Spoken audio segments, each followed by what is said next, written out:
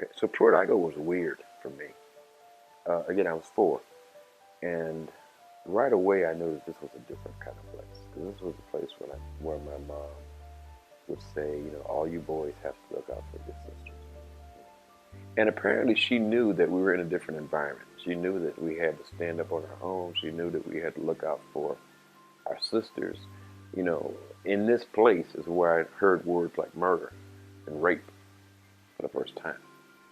In this place, I would walk to school and see dried blood stains on the ground. I would see, this was right after the Vietnam was coming to an end, and veterans were coming home, and they were mentally scarred, and they were on heroin. So you saw a lot of that in the neighborhood, just strung out dudes in the neighborhood. So it was a weird place. It was a concentration of poor African Americans in these, 33 high-rise buildings. But there was also a sense of community there. Mothers looking out for each other. Because they had these rules at that time that if you received any kind of government assistance, any welfare dollars, then no man could be in the house. No man over 18, no fathers. So it was a place that was preyed upon by outsiders, criminals, because they knew there was no men there. So it was a really weird environment, but it was also a glimpse into what a community looks like. People looked out for each other, and the music, you come into the hallways and you hear all this wonderful Motown music, and the food on check day, the first of the month, and everybody got their food stamps, and everybody had food. We had meat at the beginning, first 2 weeks of the month, other weeks we had beans, but all the aroma of all that stuff and the music, it was such a nice slice of black life. But it was also wrought with, crime and violence and all other sorts of stuff. But the thing that really made me think about race was when I was 10 and my father came home and he broke in the house. Evelina, I hit somebody. My mama's name was Evelina. His name was Sylvester. I'm the junior. So my mother grabbed me, my brother, and some blankets, and we ran up the street. My father had this old 1950s something car, and it was cocked in the middle of the street. It was a snowy night. I never forget. There were big old fat snowflakes were falling.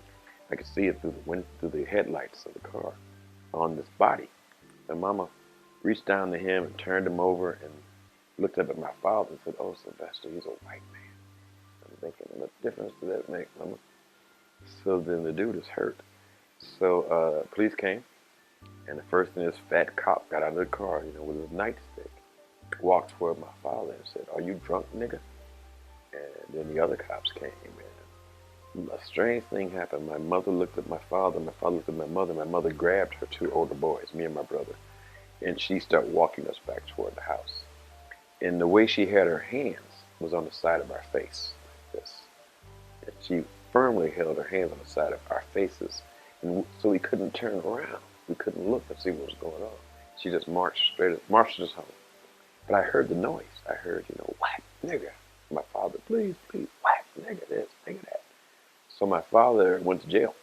Throughout all of this, I was this little wanderer, this traveler. As being one of the oldest, I had walking rights. So I would just sit out walk for miles and miles and dream.